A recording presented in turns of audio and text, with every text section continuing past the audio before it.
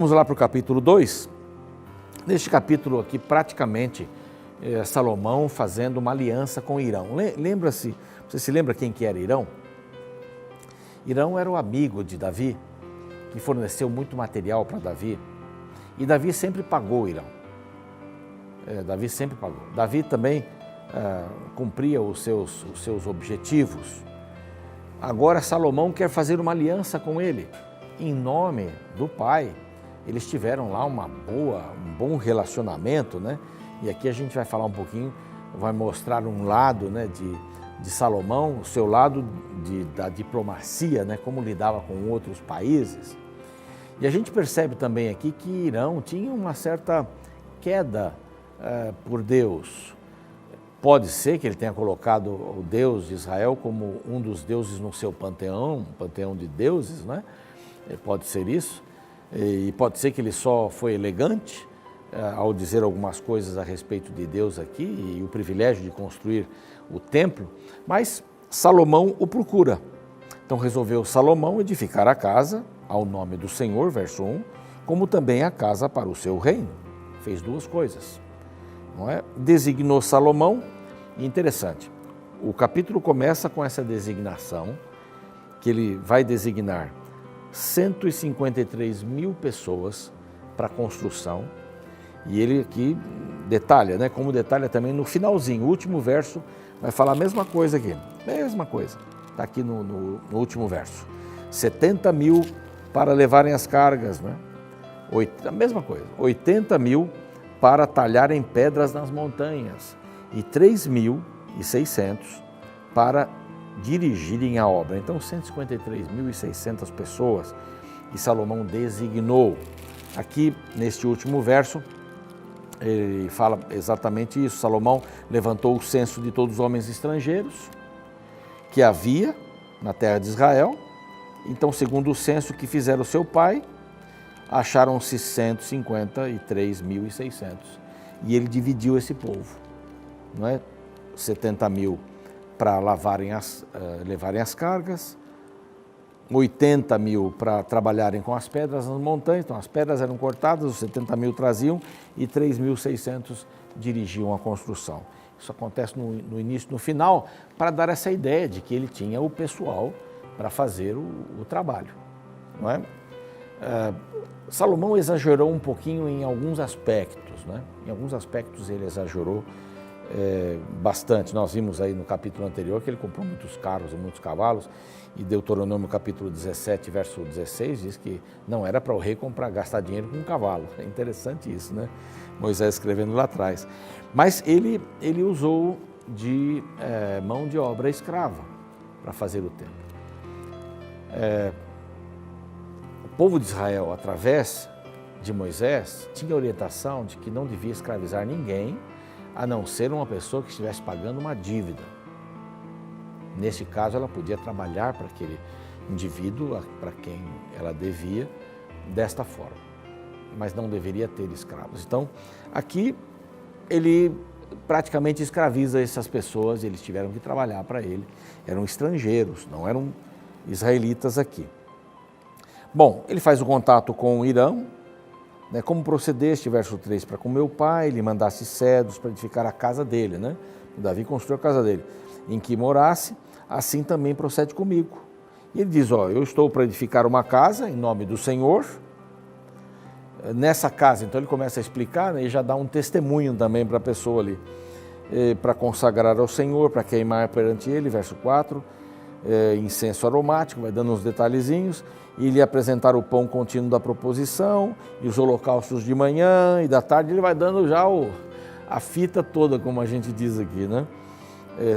Nos sábados, nas festas de lua nova, da lua nova, nas festividades do Senhor, e que essa é uma obrigação perpétua de Israel. Nós temos esta obrigação para com Deus. Não é? Deus tem esse relacionamento conosco. Por quê? Porque tudo isso girava em torno de Jesus. E aqui ele está dizendo assim, nós temos que ficar em torno desta economia da salvação. Nós temos que nos lembrar da salvação todos os dias. Nós precisamos fazer isso. Então, quero construir uma casa. Deus me pediu para construir uma casa, né? Eu estou para edificar a casa, não é quero, né? Eu estou para edificar a casa. Quem deu a ordem? Foi o Senhor. Então agora para essa câmera aqui agora. A casa que edificarei, verso 5, ele diz assim, há de ser grande, porque o nosso Deus é maior do que todos os deuses. Ele já está, se Irão não tinha muita convicção de Deus como sendo o maior Deus, aqui ele está falando, olha, eu quero construir uma casa grande. E na realidade ela não foi tão grande. Ela é quase como um campo de futebol nosso, né? É quase como esse tamanho. Não é um local enorme, não é? Outros templos foram construídos depois, até maiores do que esse, mas seria um lugar muito especial. Mas tem que ser grande, porque o nosso Deus é maior do que todos os outros deuses, uma convicção plena. Não há nenhum Deus que seja maior que o nosso. Fazer a Deus como o primeiro da sua vida é considerá-lo como o maior Deus diante de todos os deuses. Mas espera aí, tem outros deuses? Tem muitos deuses por aí. O dinheiro, o prazer pode ser um Deus, uma casa, um carro, uma pessoa. Até a igreja pode ser um Deus para muitas pessoas. Eu vou para a igreja, a salvação está na igreja. Não, a salvação não está na igreja, a salvação está em Deus. A igreja é um lugar para a gente celebrar o que acontece fora dela. Então, a importância desta frase dele é muito grande. Então, porque o nosso Deus é maior que todos os outros deuses. Salomão começou bem.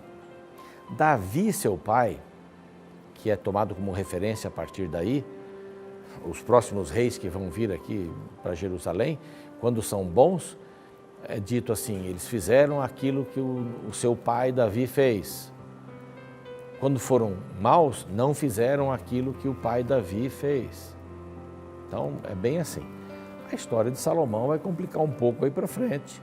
Vai ter um resumo aqui, ela está mais explicitada nos livros anteriores, mas é isso. Qual o contrato que eles deviam fazer? Manda-me, pois, agora um homem, precisava de um homem, uma pessoa, que saiba trabalhar com ouro, prata, bronze, ferro, púrpura, carmesim, pano azul.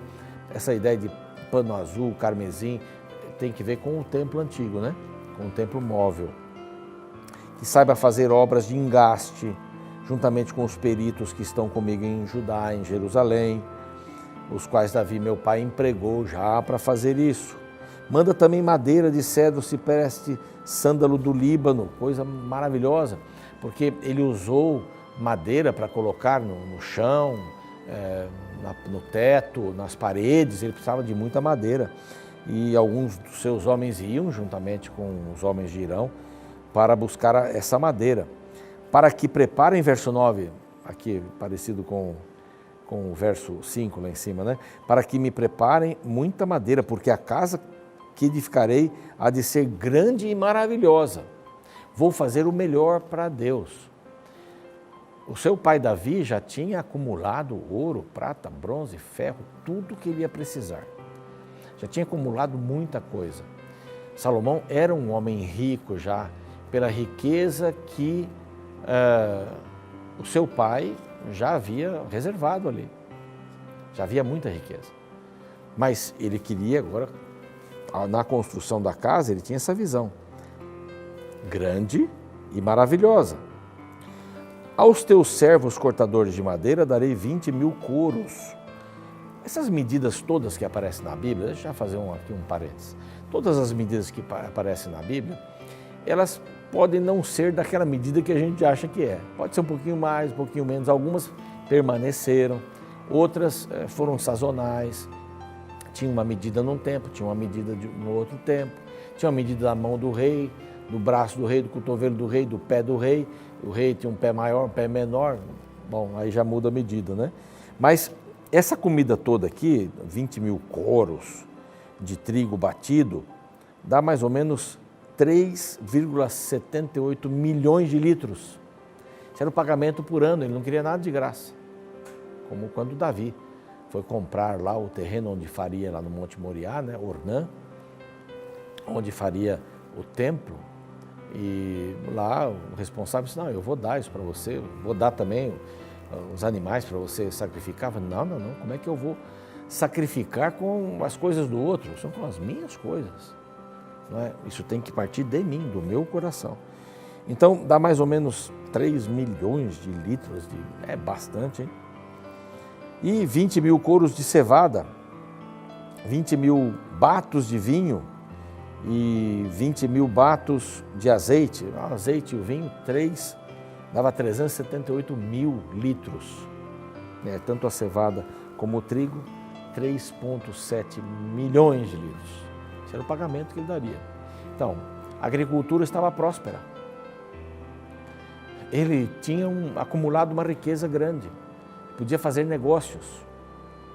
Era um grande administrador, sabia negociar. E aqui Irão aceita. E o verso 12 diz uma coisa bem interessante de Irão. Ele mandou por uma carta, né? Essa resposta. Diz assim: bendito seja o nome, seja o Senhor, Deus de Israel, que fez os céus e a terra. Então, esse reconhecimento é muito interessante. Ou ele já estava acostumado e também adorava a Deus, ou ele tinha colocado a Deus, Jeová, como um dos deuses do seu panteão, um grande panteão de deuses, ou ele estava sendo gentil aqui. Mas, pelo que parece, ele estava bem compenetrado. Bendito seja o Senhor, Deus de Israel, ele não fala meu Deus, né? Que fez o céu e a terra, que deu ao rei Davi um filho sábio como você, dotado de discrição, de entendimento, para edificar a casa ao Senhor e para o seu próprio reino. Então, bendito seja o Senhor, não é? Deus de Israel, você está aí. Tem aí um rei comprometido, um rei que tem toda essa capacidade para construir uma casa para o Senhor, uma casa para ele ser adorado. O que você construiria hoje para Deus, né? Hoje é diferente. Tem muita gente que quer fazer o templo como se fosse um templo de Salomão, ou quer fazer luxo dentro do templo. Hoje, nós não temos mais o templo. Eu vou falar um pouquinho isso no próximo capítulo aqui, eu até já anotei aqui no capítulo 3. Mas hoje o templo sou eu, né? Eu sou o templo do Espírito Santo. Na realidade, o que nós temos é uma casa de oração para todos os povos, assim que a Bíblia chama. No Novo Testamento, casa de oração, será chamada casa de oração para todos os povos. É uma casa aberta. Não é a casa de Deus, como se ele morasse ali com o Shekinah e tudo mais. E tem gente que põe lá a arca, respeito, tudo bem, você quer pôr um símbolo ali e tal. Mas hoje nós não precisamos de símbolos. Inclusive a arca não é nem achada. Tem aí filmes que acham a arca, mas a arca não foi achada. A arca desapareceu para não ser adorada, é isso mesmo, nós não devemos adorar a arca. A presença de Deus é aqui, agora, nesse momento, você aí, eu aqui. Essa é a presença de Deus, templo. Para construir alguma coisa para a gente adorar a Deus, primeiro podemos adorá-lo em casa, com a família, num grupo, numa casa, debaixo de uma árvore, né, numa tenda. Podemos adorá-lo também numa igreja, chamamos de igreja hoje isso. Na realidade, igreja eram as pessoas que moravam em tal lugar e que se reuniam na casa do fulano. Essa é a igreja do Novo Testamento. São pessoas. Hoje a gente chama de igreja o lugar para onde as pessoas vão. E infelizmente algumas pessoas deixaram de ser igreja, para ir na igreja. Olha que contrassenso. Eu deixo de ser igreja para ir na igreja. Não tem lógica isso. Eu tenho que ser igreja. Aonde eu for, eu tenho que levar a igreja. Na realidade, onde eu for, eu tenho que levar Jesus. Onde eu for, eu tenho que ser Jesus para as pessoas. Então, aí muda bastante. Então, hoje nós não construiríamos alguma coisa como Salomão construiu. Nós construímos um lugar simples, bonito, aconchegante, não é agradável, com cadeiras simples ou um pouco mais sofisticadas, mas é um lugar para a gente se reunir 7 horas por semana, mais ou menos. Assim, se nós tivermos dinheiro, vamos construir centros para desenvolver pessoas, para profissionalizar pessoas, para dar oportunidade para as pessoas. Aí sim. Então hoje mudou um pouco isso. Não podemos comparar uma coisa com outra. O véu do templo rasgou, quer dizer, acabou. Não tem mais templo. Daquele jeito não. Agora são casas de oração para todos os povos. Eu não estou aqui quebrando nenhum princípio teológico, é o que a Bíblia fala. Vamos chamar de igreja, não há problema nenhum. Mas nós somos a igreja. Então, onde eu gastaria o dinheiro hoje? Eu gastaria o dinheiro nas pessoas. O local para reunião é muito importante. Pode ser alugado, pode ser comprado. casa de Deus, você pode até chamar de casa de templo, pode até chamar de templo, mas na realidade você é o templo de Deus. Você é o Deus para as pessoas. Muitos não vão conhecer a Bíblia, vão conhecer você e vão ler você. A única Bíblia que elas lerão, a única oportunidade de ver a Jesus, você. Então eu queria que você analisasse bem isso. Não vamos desmerecer nada do que Salomão fez, de jeito nenhum. Ele conseguiu o homem, que esse para ajudar nessas coisas todas que Salomão pediu. Ele era da tribo de Dan e também tinha lá o seu pai, o pai de Tiro, a mãe era da tribo de Dan, e tocaram o templo. Nós vamos ver que maravilhoso era e tudo tem um símbolo, tem um significado. Nós vamos ver aí no próximo capítulo. Vamos orar? Pai querido, te adoramos agora. Onde estamos, te adoramos, com o coração aberto. Nós queremos ser templos seus. Nós gostaríamos de ser Jesus para as pessoas, que elas olhassem para nós e vissem esse Jesus maravilhoso que nós seguimos e pregamos. Que possamos amar profundamente todos os necessitados e ajudá-los. Em nome de Jesus, amém.